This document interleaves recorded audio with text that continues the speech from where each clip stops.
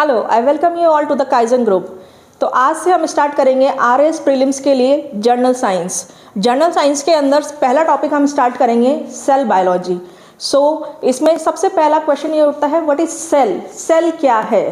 तो सेल है the basic structural and functional unit of life. इसमें हम दो टर्म्स देखेंगे, the basic structural and functional unit of life. Structural यानी कि हमारी बॉडी का जो स्ट्रक्चर है या फिर किसी भी ऑर्गेनिज्म की बॉडी का जो स्ट्रक्चर है, it is made up of cell. Cell से मिलकर हमारी बॉडी का स्ट्रक्चर बनता है। हर लिविंग ऑर्गेनिज्म, चाहे वो प्लांट हो या एनिमल हो, चाहे बैक्टीरिया हो, फंजाई हो, एनीथिंग, वो सब जो है सेल से मिलकर बने होते हैं। एंड फंक्शनल, हमारी बॉडी के जितने भी फंक्शंस होते हैं, हर लिविंग ऑर्गेनिज्म की बॉडी के जितने भी फंक्शन हैं, जैसे कि डाइजेशन है, एक्सक्रीशन है, रेस्पिरेशन है, सर्कुलेशन है, सब कुछ सारे फंक्शंस जो हैं वो सेलुलर लेवल पर हो रहे होते हैं कंडक्ट। तो इसीलिए हम बोलते हैं cell is the basic structural and functional unit of life. Life मतलब it is a biological unit.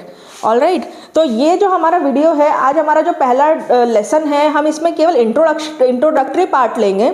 तो इसमें थोड़ी सी ब्रीफ हिस्ट्री को हम देखेंगे कि सेल को सबसे पहले किसने डिफाइन किया था। ये सेल मतलब हमारे बायो की स्टडी में कैसे आया। देखिए, सेल इतने छोटे होते हैं, इतने माइन्यूट होते हैं कि उनको नेकेड आई से देखना बिल्कुल भी पॉसिबल नहीं है। तो जब इलेक्ट्रॉन माइक्रोस्कोप की डिस्कवरी हुई तब हम सेल को देख पाए। तो सबसे पहले सेल को रॉबर्ट हुक नाम के व्यक्ति ने कॉर्क सेल्स में देखा था।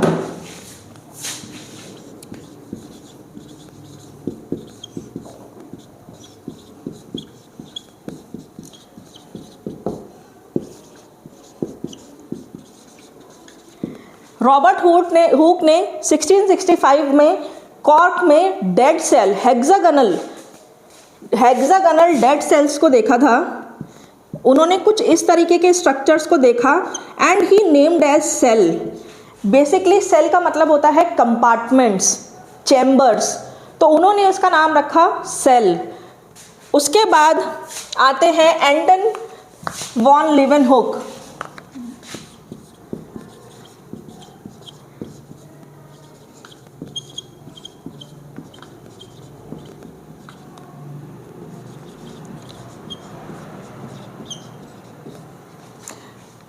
इन्होंने फर्स्ट लिविंग सेल की डिस्कवरी करी या फिर उन्होंने फर्स्ट लिविंग सेल को ऑब्जर्व किया 1674 में स्पाइरोगायरा में।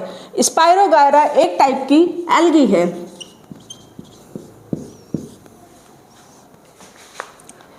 तो ये कुछ बेसिक इसकी हिस्ट्री थी कि सेल को सबसे पहले किसने देखा, कहाँ से ये आया। अब हम देखते हैं types of cell.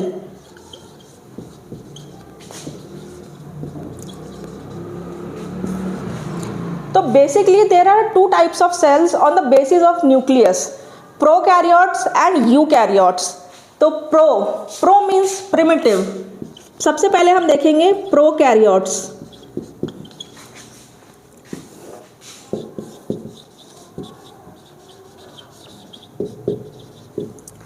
Prokaryotes and eukaryotes. So first of all pro का मतलब होता है प्रिमिटिव। प्रिमिटिव मतलब पुराना, जो सबसे पहले आए। अर्थ के ऊपर सबसे पहले जो लाइफ आई थी that is in the form of prokaryotes only.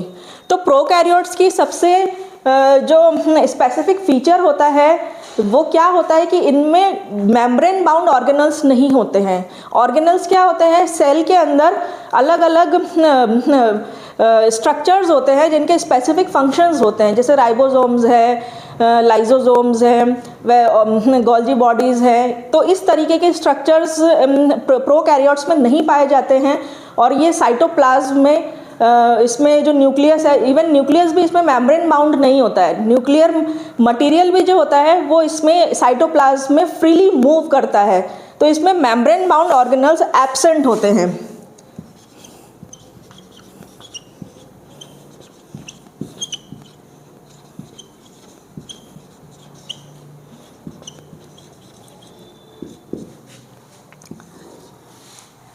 ये सबसे बड़ा फंक्शन होता है प्रोकैरियोट्स का। फिर हम देखते हैं यूकैरियोट्स। यू मीन्स न्यू और advanced, karyon means nucleus,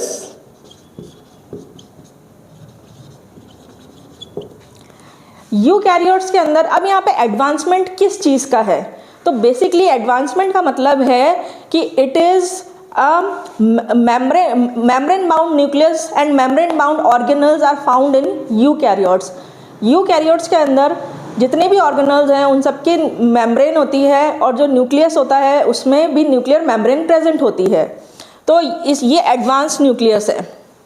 prokaryotes जो है वो प्रिमिटिव ऑर्गेनिजम्स में जैसे कि कुछ बैक्टीरियाज में इनमें पाए जाते हैं, और यूकैरियोट्स जैसे जैसे आप आगे बढ़ते जाएंगे वैसे वैसे आपको दिखेगा कि जो एडवांस्ड जो ऑर्गेनिजम्स हैं उनमें यूकैरियोट्स ही हैं वो सारे।